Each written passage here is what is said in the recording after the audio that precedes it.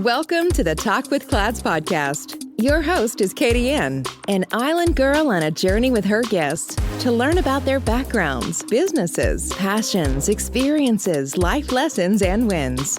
Come and laugh, cheer, learn, and plan with us. My friend, take some time to come and talk with Clads.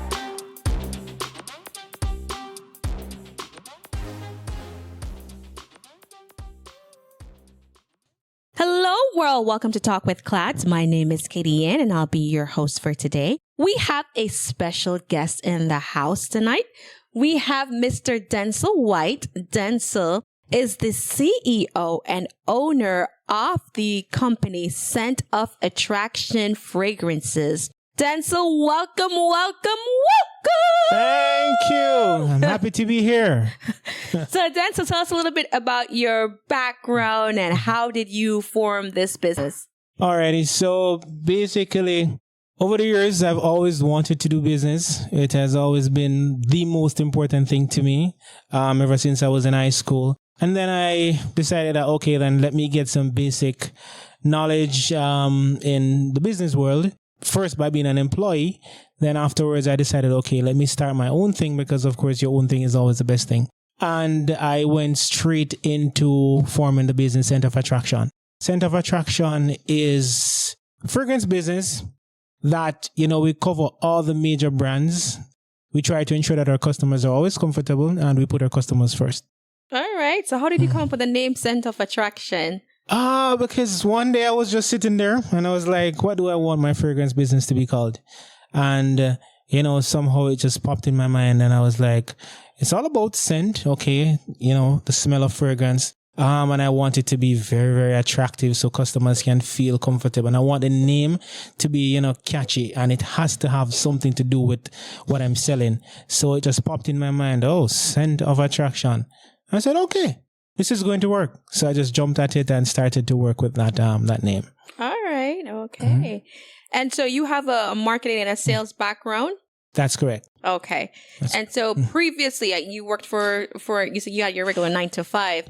So what made you make that jump? You said you wanted to do your own business, but what gave you that extra push? The extra push actually came from, okay, you are working for somebody.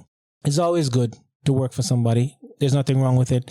But I've always wanted to provide jobs. So instead of, I have the mindset of, an entrepreneur. So I've always said, instead of taking up space, being in a position where I'm an employee, then Jamaica has the situation where there's not a lot of jobs in Jamaica. So if I can be the kind of person that can lead by example, create a business and then have employees, then I always wanted to do that. Have persons working and providing a salary for them so that they can be happy and feed their families.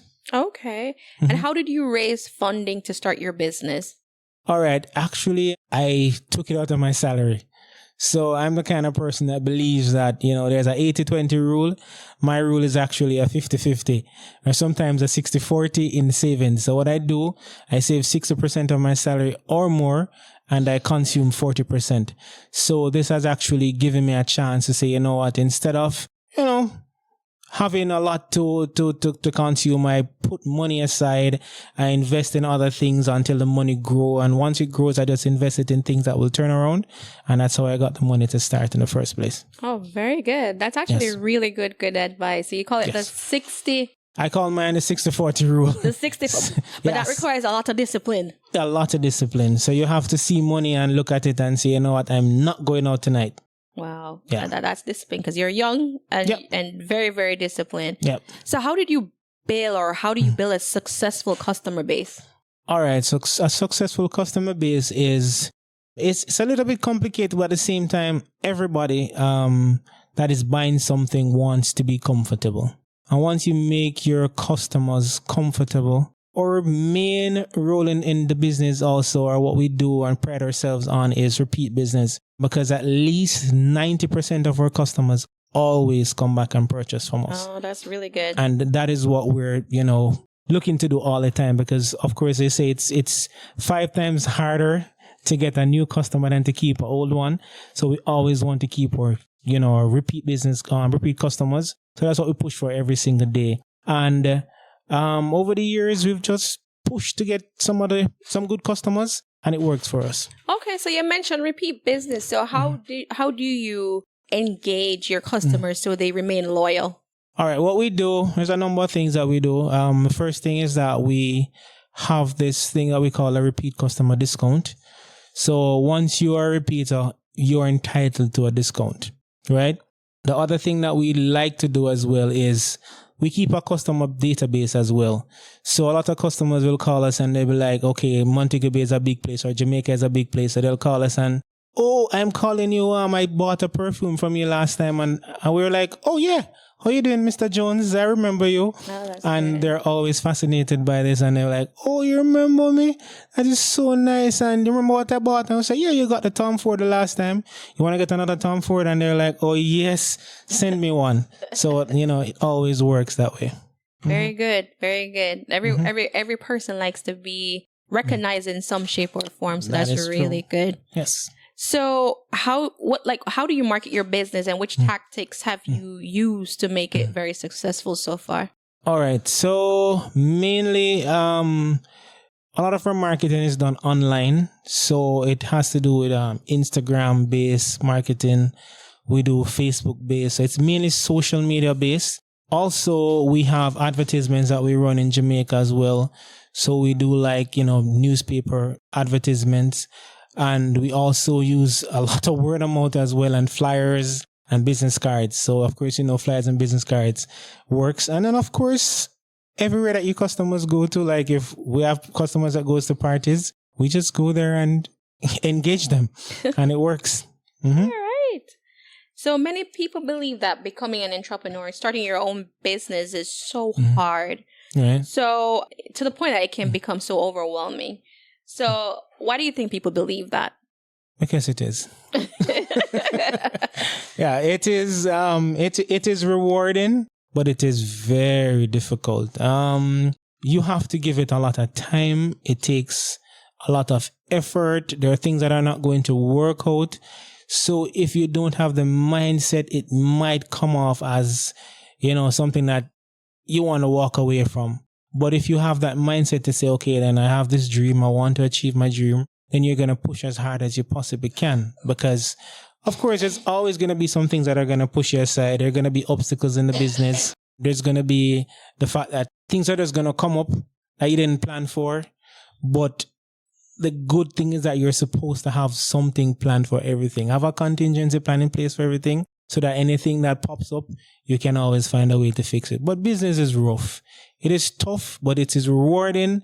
And also, apart from being rewarding, it is also very fulfilling once you see what you have achieved. All right. You mentioned the importance of planning. Mm-hmm. So for your organization, what does your short-term and long-term plans or goals look like? Actually, I would put my short-term plan in basically taking over Jamaica and being the number one. Yeah, that's true. I want to be the number one why not, right? provider in Jamaica, and that's not even my long-term plan. I want to go worldwide with this business, sell on all the major platforms, and just keep going until we're recognized everywhere in the world. Because, of course, the sky is the limit. We believe that we can achieve it because where we're coming from, we're very far from where we used to be, and we know that we can do anything. Okay. So you said where you're coming from and where you've been is not where you are right now. So what are some valuable lessons that you've learned along the way? Some valuable lessons that I've learned. There's so many lessons to learn. One, I would say, all right, let me start from the basics. The first one I would look at is your customers are going to try you sometimes, right? But at the same time, you have to remember that they're customers and they just want value for their money. So irrespective of how they make you feel, your responsibility is to ensure that you provide what your customer is looking for and at the best possible price. Also, I would say that sometimes your circle is going to try you as well. Because your inner circle? Yeah, your inner circle is going to try you as well. Because at beginning, I used to think that, one of the one of my biggest set of customers are going to be my friends. and that is so not the case, which I've learned. That is not the case at all, because once you start the business and you start doing things, your friends are going to be some of the last person to buy from you. So then do you regard those as friends, or? I would look at them as friends, but you have to put them in categories. Okay. Yeah, I'd start to categorize my friends. I was like, okay, then these are good friends. These are okay friends. And these are friends that I can do without, but I'll probably just work with them, because everybody has their own kind of personality, right? Right. And everybody has their own way of, what they believe in. And other persons will see you as competition as well. And that is the problem, because I have friends from university, I have friends from my community that actually looks at you as competition, and they'll go and buy from the competitor at a higher price than what you're selling. Than to support you. But I don't know if I'd call that a friend, though. You know what I mean? I think for us, yeah, sometimes we overuse the word friends. That's true. You know what I mean? Yeah. And I remember a long time ago, someone said to me, as you grow older, if you have 3 very good friends, you have a lot. That's true. So I don't know if I would call someone who would buy from a competitor for the same product higher, that's my friend. You know what I mean? I probably would be looking at you a little bit sideways. But that's actually a valuable lesson that I learned with like launching Footsteps to My Vision, where I thought that people who were close to me, and then there are people who were close to me that really supported me along the way. My mom and my sister and cousins and, but people who I thought were friends that were going to be there, they gave you all types of excuses. Oh, yeah. So that was an eye-opening experience for myself.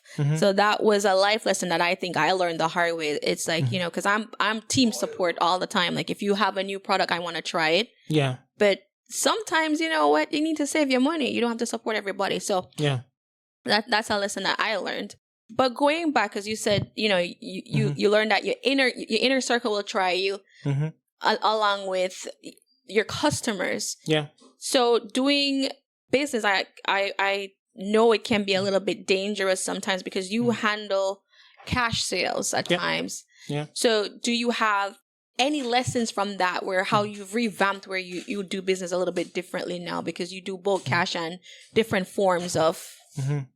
I would say the most important thing is getting rid of the cash as quickly as possible. Especially in Jamaica. Yeah, if you're in Jamaica, it is critical. And, some of these banks in Jamaica has finally come around, and, the technology is actually coming across to them now.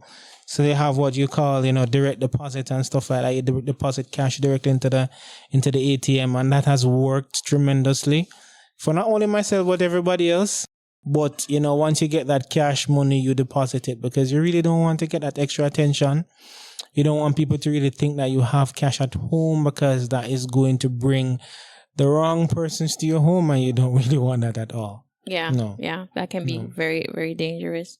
And that's a risk. So for you, obviously, the business comes with a risk. Plaid's Resources and Consulting values its customers. Our planner Footsteps to My Vision is a 13-month planner that can be used for 5 years. It walks you through SMART goals, SWOT analysis, action planning, and holds you accountable through 3 monthly check-ins. We work only with top-quality materials, innovative designs, and verified suppliers, which are guaranteed to deliver to our high expectations, because when it comes to our customer satisfaction, there's no room for compromise. Made with high-quality PU leather, and Paper Planner helps you focus on achieving your goals by giving you a sense of personal and professional satisfaction. Some of the amazing features of this product: Vision Board Planner, luxury pen, 8GB USB flash drive, wireless mouse, ultra-elegant packaging box, available in 5 stunning colors: black, red, gold, pink, navy blue. Material: PU leather. 13-month planner. Elastic band for easy handling. Our Footsteps to My Vision is available at Amazon, Facebook, Instagram, our website, and at Walmart. You may also follow us at www.cladsresources.com, Instagram, Clads Resources, Facebook, www.facebook.com/cladsresources. You're listening to Talk with Clads. Find more resources online at cladsresources.com. Now back to the show with your host, Katie Ann. So a misconception that many people may have is that being an entrepreneur that you work very few hours. How many hours a day do you work as an entrepreneur? That is definitely a misconception because I can tell you that my day normally starts at 8 in the morning and my day actually finishes sometimes 2 o'clock in the night or 3 a.m. So it's really and truly a misconception because persons always say, oh, you can be at home when you're ready. You can just, no, it's not like that because yes, there's a front line or the front part of the business that everybody sees, but there's a lot of back end work that has to be done. You have to do all the necessary calculations. You have to set your prices. Everything has to be correct. If that is not done, then what you're going to have is a business that is selling and you're actually just giving away stuff. So you need to know what your profit is. You have to have your projections in place. You have to know exactly what you want to achieve. And if you don't have that on paper or you don't, spend that extra time to do that, then you're just in a circle spinning around and you're not achieving anything. Oh, that's very good advice. Mm-hmm. How has being an entrepreneur affected your family life? It has affected my life significantly because a lot of the time that I used to spend, especially with my mom and my daughter, she used to love going to the beach. And I was actually the fun person in the family. So I would be going to all the different recreational areas and stuff like that. And I realize now that, a lot of that has cut out or I had to basically stop most of that. And it has affected everybody. Personal life as well. A lot of my time has been invested in business. So I actually don't get that time to probably spend how I want to spend it. But I try my best on a daily basis to even do a little stuff. Family life, personal time as well. It affects my personal time because I used to like watch 1 or 2 movies. Everybody loves social media. I don't have a social media life. I don't have a movie life. I just have a business life. Social media, but social media for business. Social media only for business because by the time it takes for you to answer all the customers that you have on your different pages, then you won't have another page to look at. That's how it works. So what motivates you? I think it's inner motivation. Basically, the drive to achieve is what, what pushes me all the time. I've always wanted to have something that I can leave behind. So it's not only about, what Denzel wants to see, things going good for himself and I want to, no. I've always, thought about, my daughter leaving university or going to university. I don't want her to go there or leaving university and have to find, her own money to buy her own car or buy a house. I want to do all of that for her. I want to leave something for the next generation as well. So for her and her daughter to come or her children to come, future planning, forward planning, I always wanted to have something left behind so that they can be comfortable and just add to it from there. Okay. So we talk about motivation. What about fears? What is your greatest fear and how do you manage that fear? My greatest fear is actually failing and not be able to, rebound. So it's not only about failing because failing actually happens. And if you're a business person, things are going to happen. You're going to fail sometimes. You're going to buy something that you think that you can sell and it's just not selling. So that's kind of a failure. You're going to do some stuff in business that are just not going to work out. But, the thing is that once you use your mind and you find something else that works better than what failed before, then that's a thing. That's called rebound. And once you believe in rebounding, then you'll always be successful. Always. So you spoke about failing a while ago. So what has been your biggest failure and what did you learn from it? I would say that my biggest failure, all right. My biggest failure, I would say, would be investing in something before that was actually not one of the best moves that I could have made. Right, I actually put a good amount of money in something that I thought would have turned over some good profits, which I could actually invest in other things, but it was all through the door. I still have some of the stuff that I actually purchased, even though I can walk by them and look at them and like, oh, that's you over there. Yeah, so I can still look at them and I can see that, you know what, there are going to be things that you're going to do that are going to not be the best decision. But as I said before, rebounding is the best case. You just always try to find something else that works better than the mistake that you made before, and you move right along. And don't even carry the baggage with you. Failure happens, rebounding is the best thing. Yeah. So as you know, sometimes we do compare ourselves and our journeys. We may look online and we see a business booming and you're like, why can't I just do that? So do you find yourself comparing yourself to others? I think comparison is probably one of the worst things you can ever do. A lot of persons do it, but you see, everybody's journey is different and everybody's business, you know, the way you go about business is different. A lot of persons might get say for example, somebody was lucky enough to get $1 million loan, but you could have only got $10,000. Are you going to compare yourself to that person? Everybody's journey and the finish line for everybody is not the same. Yes, the outcome might be the same at the end of the day, but the journey is always different. So it's always good never ever to compare yourself with other person. You can use them as a benchmark. There's nothing wrong with that. You can look at them and say, okay, then, all right, they have 10,000 followers on Instagram. I want to have 10,000 followers on Instagram. I might not do it the way that they did it, but I can find my own way to get 10,000 followers on Instagram. Oh, looks like they're making at least $50,000 per month. I need to make $50,000 per month.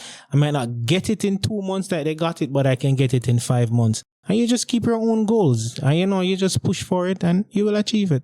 Yeah. You know, I was looking on social media actually, and this is going to be a very unusual reference, but I was looking on something that, because I follow Spice, and I looked at something that she said once. Right. And she's similar to what you said. She said everybody's journey is different. Right. And she said, we're going to the same destination. Right. I may drive in a Benz and you drive in a Honda. Yep. At the end of the day, we get to the same place. Our journeys may be different. What we drove in is different. Yep. But we still got there. We still got to the destination. It's unusual, but it stuck because it makes sense, right? Yes, it does. So sometimes, you know, comparison, yes, you said, as you said, you can use them for benchmarks. Yep. But, you know, I wouldn't hold myself accountable based on someone else's standards. Yeah. So speaking of accountability, right? How do you hold yourself accountable as an entrepreneur? Well, basically, you know, what you do is you have to test yourself on a daily basis. You know, people always say, oh, look into yourself to see what's happening. That's what I do. I always, you know, check myself, double check myself. Are you doing this right? Is there something else that you could have done? You know, what else can be done, Denzel? Think about it. How can you push it? How can you move forward? What can you change, right, to achieve more? And, you know, I ask myself these questions every single day. It's like in business, people always say they want to be comfortable. I don't think that there's a comfort zone in business. Anytime you decide to get too comfortable, that's when you put yourself in problems. So whenever you start getting comfortable, you need to start shake up yourself and say, okay, then I'm making $100,000. This is comfortable. No, I don't want to be comfortable. I want to make 200,000. I want to make $1 million. And you start pushing. Get out of your comfort zone. Check yourself on a regular basis. See what you're not doing or what you need to do. And then you move from there and start pushing out. All right. So I hear you reference metrics sometimes. Okay. So how, as an entrepreneur, what is the importance of the numbers and knowing the numbers and knowing how to forecast? What role does that play in a business? Forecasting is, I would say, is everything in a business. If you check out all the major businesses, or if you buy stocks or follow any major company, they will tell you that, okay, this year we're looking at making $100 million because we made $90 million last year, and we can see ourselves making $100 million. You have never seen a company say that they made $100 million and want to make $50 million this year. It doesn't work that way. You always want to go higher every time. That's how it works. Right. So, once this year passed, okay, then you're going to make your forecast for next year. You're going to put a little bit more on it, and you're going to say, okay, then 100, I'm doing 150 next year. And once you go after that 150, if you don't get 150, you might get 145. Sometimes you make 170. So, it's just how you, set it up and go for it. Right. Mm-hmm. And it's important to know the return on the investment, right? Always. ROI is always one of the major techniques that you have to use. Right. Mm-hmm. Right. Very good. Mm-hmm. So, as knowing that your investments and benchmarking, what's one thing that you can do now as a business owner that you weren't able to do a year ago? As a business owner, I would say, what I would say now? I would say one thing that I couldn't do a year ago was probably some of the figures. Even some of the figures, after, extensive practice, repeatedly doing things over and over, you realize that business actually is a part of your personal life as well. So, everything does fall into place. And working with some of the figures or some of the things that you're used to in the past, you realize that back in the day, maybe you can't do it like a year or 2 years ago, but now you can actually manage it better than you used to. All right. So going to that, because you've had formal education before stepping out, do you think a formal education matters in pursuing a business venture? It does. It definitely does. Because the formal education is actually the basis that you work from. And this basis, they always say, what, street smart is good. Street smart is definitely good. Street smart will keep you safe too. Street smart will keep you safe. Street smart will give you the necessary knowledge that you need. But I think formal education as well, because there's a lot of things that come with formal education.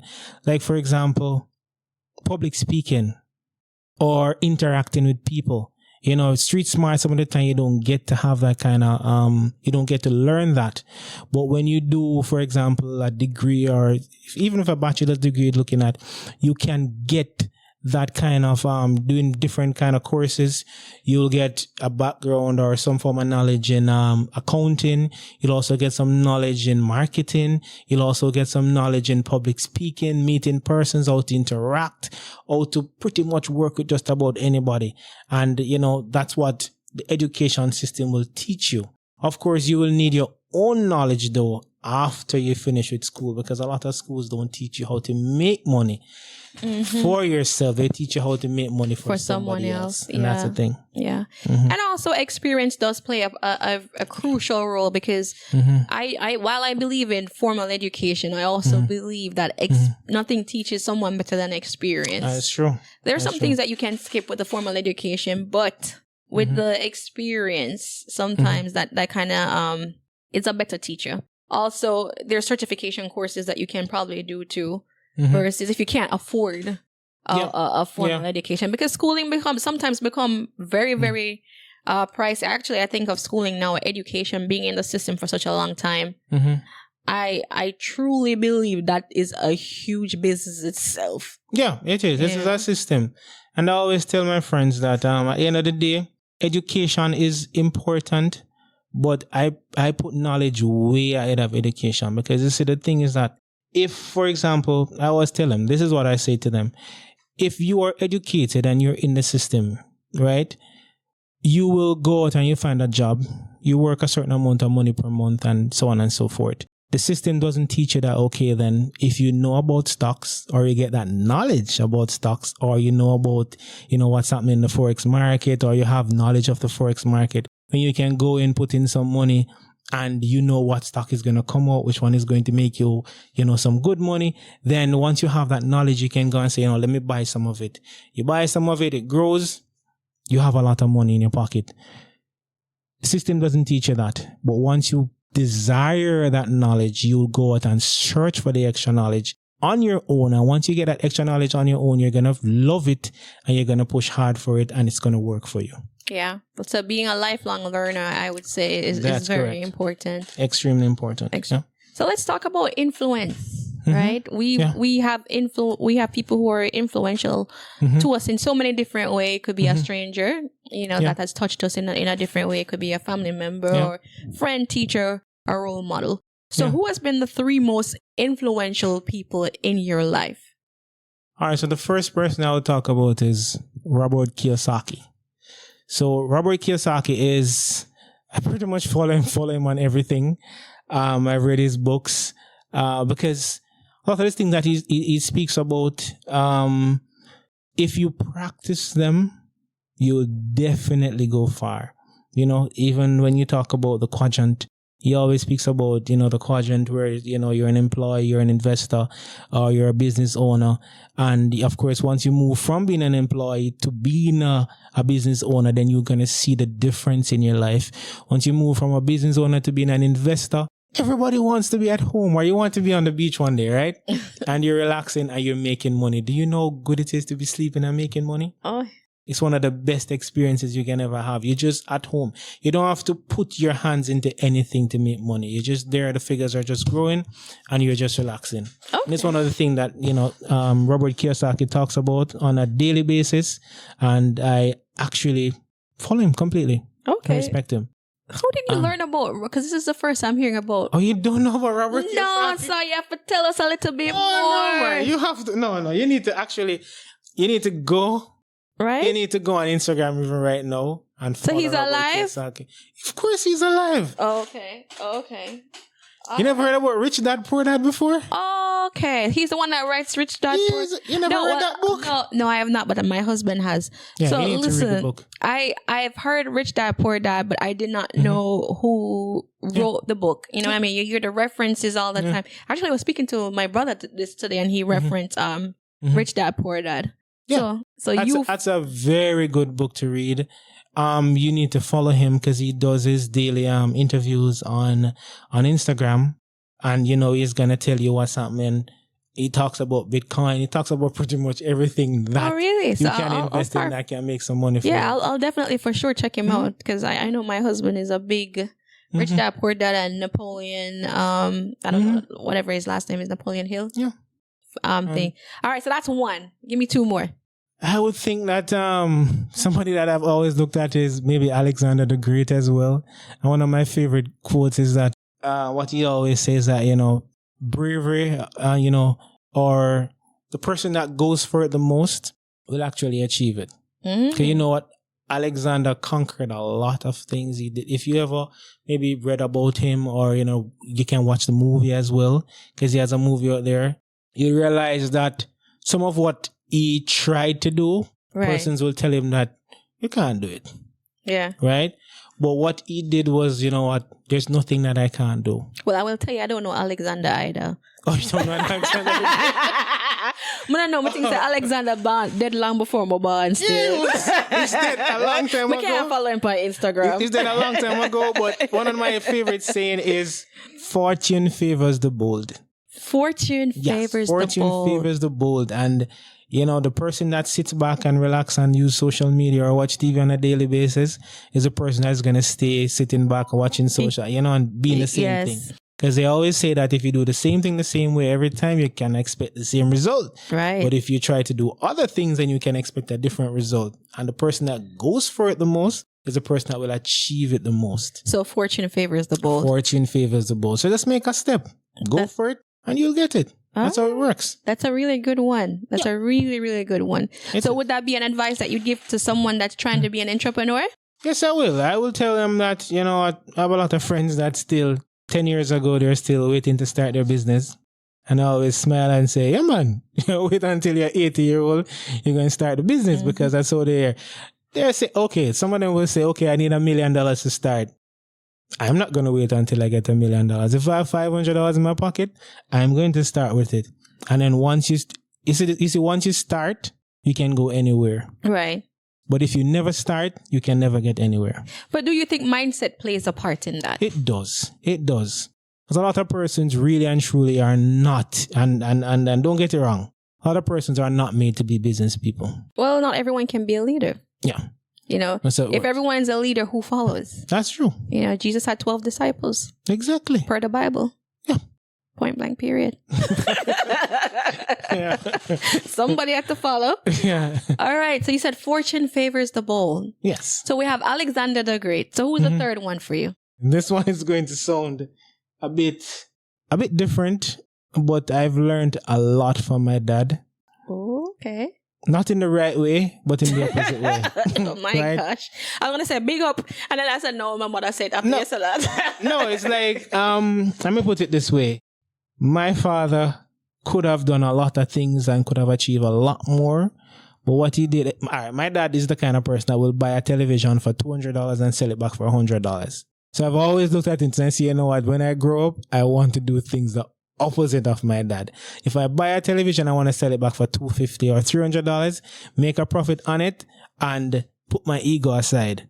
Because a lot of persons are consumed by ego on a daily basis, especially men, and we don't even notice it. There are two things that destroy men. And don't get me wrong, there are perfectly fine, nice women that will help you grow.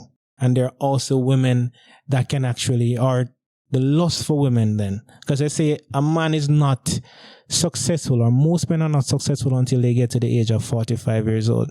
You know why? Why? Because they're going after women. They're playing spend most of their time hunting after women. So because of that, they spend little time doing business or searching for money. So you're always focused on women. But when your body slows down a little bit, that's when, no, it's true. Them not no use. Yeah, when your body slows down a little bit, that is when you start saying, okay, then I need to start doing this, doing that. A lot of times it's a bit too late. Right. Yeah, some of the times you're playing catch up as well. Right. So I would say, you know, to most men, just think about it. Think deeply. You know what? Put some things on hold, or enjoy it, but enjoy it less, and try to see how best you can do some investment or do some business and achieve. Balance. But going back to your dad, do you think it's a generational thing though? No, I think it's a lack of knowledge. I would say lack of knowledge is probably one of the real things that affected him. I would say a lot of things that he did, maybe he wouldn't have been privy to the information that he would have wanted to have, because he didn't have a dad that would teach him some of the stuff, right? Or tell him how to go about this or that, or, you know. And some of the times I think also not generational issues, but an ego issue as well, because a lot of men like to have that thing about them. Oh, I'm the boss of the party. Once I walk in, I'm the boss, and that kind of actually... It still happens today. Yeah, it does. And it affects us significantly. A lot of persons will buy the most expensive vehicle. You can't afford it, but you buy it. You understand? Just for how society or the environment views you. Just to fulfill that ego and say, oh, I'm going to look for my family. I'm rolling in a BMW. When you could have bought a Toyota Corolla, invested the rest of the money for the BMW. Well, nothing wrong with a BMW though. All right, forget about the BMW then. All right, so you could have bought maybe a Ferrari, or instead of saying, all right, let me not put the money in the Mercedes Benz or whatever the case is, because I'm not at that level as yet. Because if you're at the level to buy a BMW, buy it. If that's what makes you happy, buy it. But if you are at a undercard level, you buy the undercard, they take the excess money, you put it in something that will provide a return for you. Right? And the awesome thing about business as well is to know what are assets and what are liabilities. Because a lot of persons will think that, for example, a car is an asset. No, it's a it depreciates as the day you buy it. It's a depreciating asset that doesn't put any money in your pocket. What it takes is servicing fees. It takes insurance on a regular basis, your license for the road, all that kind of stuff. So it actually takes from you instead of giving to you. While if you invest maybe in real estate, you'll see your money grow. Yeah, so it's about knowing what to put money in. Okay, all right. So going back to the mentorship though, because I mean I feel like you're just dropping knowledge all over, and it's great because you're a smart young gentleman that just has his head on his body. Sometimes. Sometimes. 'Cause you still have a little bit of your dad still. You know what? Yeah. Right? So I love the knowledge that you're sharing. But going back to how important role model, having good influences, I would say. Yeah. So what message do you want to send to your daughter as an entrepreneur? I always encourage her to get in some form of business. I've always, taught her about, investments, because a lot of persons will actually hold that from their children. I think it's one of the most important things you can ever do. It's to teach your children about money. You understand and how to use it as a tool. How to use it as a tool, how to save it, how to, invest it so it can actually bring back something for you. Right. It is so critical, because I can tell you that a lot of our parents did not teach us about money. That is true. A lot of our parents, and I think it's more generational, or it could also be cultural, where they're like, okay, it's my child's responsibility to take care of me. So there's no savings set aside for when they get older, or any burial. And I think culture does play a lot. It does. It definitely a lot does. of that. So, trying to change that, what they call the generational curse, and sending a different message to your children. And hey, learn your environment and know how to use it to your advantage, right? That is true. A lot of people know how to use credit, and you're telling me Jamaica now has the credit system in place. Yes, man. Jamaica has their, proper credit card system. We have the MasterCard. We have the Visa card. We have Jamaica turn up. Of course, Jamaica is like we're moving into that segment now where pretty much everything is flowing freely and quickly. And that is what any country needs to actually move to the next level. Yeah. So, as an entrepreneur, do you think it is important to have ideals? Yes, it is very, very important to have ideals. Because actually ideals is what actually, guides you, and it should be your driving force at all times. Yeah. So what are some of your ideals as an entrepreneur? I consider to be, all right. 1, stay on the right path. A lot of the times you will have obstacles and issues and all that kind of stuff. But if you have that kind of focus and you stay on the right path, that's one of the first things that you should actually look at in that segment there. Okay. So what does the next chapter look like for Center of Attraction? The next chapter is a bit... All right, let's put it this way. For Center of Attraction, I want to make sure that I'm very, very innovative, or I say I'd stay changing at all times. Let's put it that way. Always moving with the crowd, always knowing what is happening and how to actually be. Because, all right, so people actually say, all right, then right now, things are changing so quickly. Technology is moving so fast right now that if you ever try to stay at one point right now, you're going to lose out. Like, for example, I can remember when they say, at Netflix went to Blockbuster and said, okay, we want to, do this. And they were like, are you crazy? That will never happen. And okay, where's Blockbuster now? We can't find it, right? And then there's Netflix right now, which is one of the biggest companies in the world. So, it's always important to have, I always want to have the newest fragrances. I always want to have, the hit thing. Whatever is going on, I want to be a part of it. If something is changing, I want to change with it so I can always keep going. My customers are always engaged. They're always looking at something and say, okay, then I want to be a part of whatever this company is doing, because they are keeping us engaged. And that is why even social media, I tell you, I don't have a personal social media page, but I'm on social media every single day. This is probably the longest I've not been on social media, because I go on my page every minute. I answer my customers. I send them information. I go at it every single day, right throughout the day. I get a little bit of sleep in the night. I wake up in the morning and I go at it again, because guess what?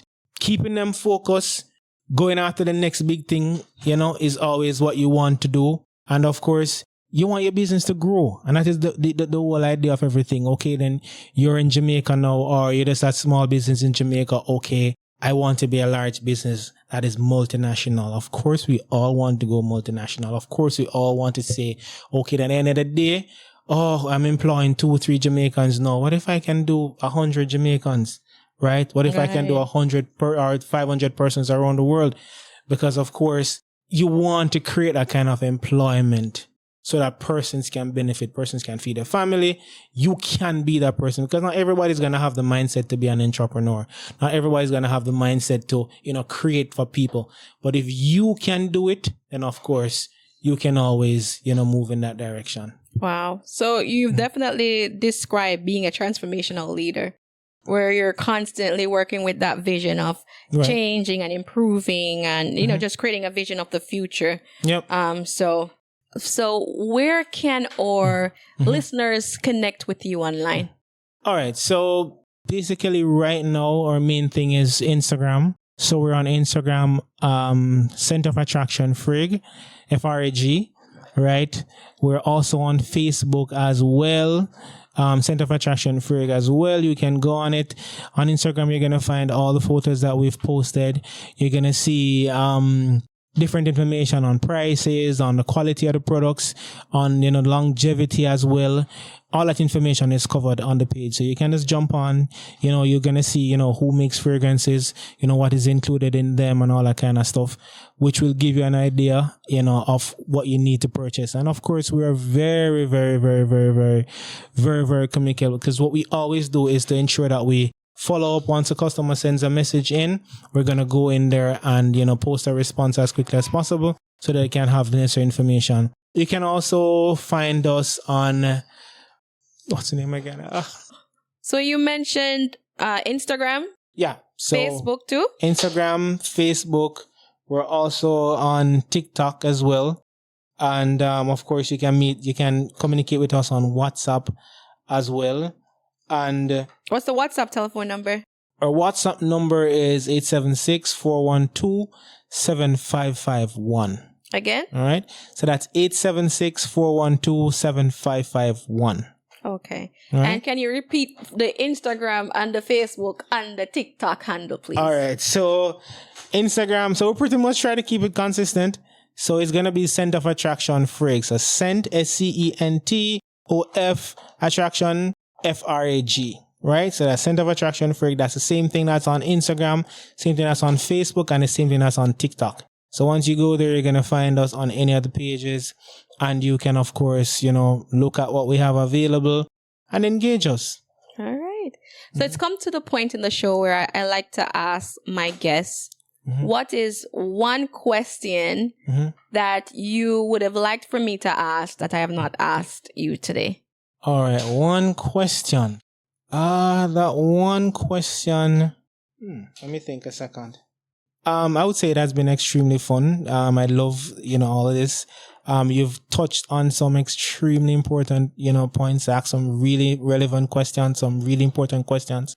Because of that, it's a little bit difficult, but I'm going to tell you something. I'm going to say my question would be, all right, so the question that I would have I've wanted you to ask me is what I would actually change about, doing business in the past. And I would say what I would want to change is I would actually want to start earlier. And, which is very critical. You have it in your mind. You've always wanted to do it. A lot of the times I would think that is lack of resources that actually held me back a little bit. But the mindset actually pushed me, a lot to actually invest what I had and see outcome. But I would say to pretty much any young person now, or anybody that wants to do business, it's never too late still. But at the same time, whichever part of your life you're in right now, whatever age you are, just start. It's critical to just start. Just whatever you want to do, as long as you see that is something that you're interested in doing. Don't do it because you want to get rich. It's a part of the goal, of course, because we all need to get rich or we want to get rich. But it should be something that you want to do, something that you love to do. right? And once you have that passion, that drive, because the thing is that once you have that drive, when the first obstacle comes, it's not going to just sink you. It's going to refuel you. And that's the thing. Failure can be refueling, because once you have that kind of failure, you're going to say, okay, then how can I get past this failure and move to another segment? And that's a critical thing, because up to yesterday, I was telling my uncle that I'm the kind of person that thinks of a solution before, as soon as a problem comes about. Because other persons will sit and they'll wallow in the problem and they'll say, oh God, how am I going to get through it? I think of the solution immediately. What can I do to get out of this? And, that's my mindset all the time. So once you have that kind of mindset, you're going to keep going, because once something fails, you're going to just create and create and create and create other escape plans. And then you're going to realize that, guess what? I'm on a road or on a path to greatness, and you're just going to achieve what you're supposed to achieve, which is what we all want. So I'm encouraging everybody, do it. All right. Yeah, man. So what 3 words would you use to describe yourself? I guess my favorite word is determined Denzel. Which is a part of Footsteps to My Vision. Thank you very much. Yeah, I'm very determined. I always, there are things that might not work for me, but I just find another way to do it. Determined. So what other 2 words? All right, the other 2 words I would say that describes me is persuasive. I tend to be pretty persuasive at times. Well, you definitely are in sales. Yeah, I'm in sales, so I will actually, some persons will come sometimes and they come to buy and they'll say, boy, here's something else, because I've never come to buy that at all, And I'm like, that is my job. I always try to find a way not only to just sell you something, but to sell you something that you love, because it's not about making that money once and then the person will be like, oh, I'm not coming back there again. No, I'm not that kind of person. I want to ensure that whatever you buy has some form of value. There's some benefit to it, you can achieve from it. And then, of course, once you like it, you're going to come back and you're going to buy more. And, even if you didn't come to buy that one in particular, once I convince you to buy it and I persuade you, you're eventually going to come back and get another one right afterwards. So determined, persuasive. Determined, persuasive. Another word that drives me or that can describe me is happy. I love that word because I always tell people that I would go to any extent whatsoever to make sure that I stay happy. If there's something or somebody that destroys my energy on a daily basis, I try my best to, get that person out of the way. Because you see, life is not hard. And I always say that to people, life is not hard. Life is pretty easy. It's just the persons that you have that are, surrounding you. If you have the wrong set of persons, working with, then you're always going to have an issue where persons are going to be consistently draining your energy. They say the closest persons to you are the persons that take the most from you. And it is so critical to remember the closest persons to you, they'll always, if they don't have the right mindset, they're the ones that are going to be draining your energy. They're going to drain you financially in every single way. So you always need to have persons that are going to have your back, as we say in Jamaica, somebody that will have your back and your side. So, at every point you have that person that you can, rally on and get that kind of, encouragement and love and just stay happy. If something's happening that you're not happy with, just remember that there are 5 basic needs. And once you fulfill the 5 basic needs, everything else is additional. Everything else is bonus. Everything else is bonus. Everything else is bonus. Yeah. Well, Denzel, thank you so much. Yeah. I enjoyed our conversation. Oh, that's good. So, and thank you so much for taking some time to talk with Clads. Bye, everyone. Alrighty. Bye. Bye. It was a pleasure speaking with you.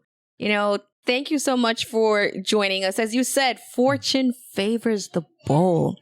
And that is such a word.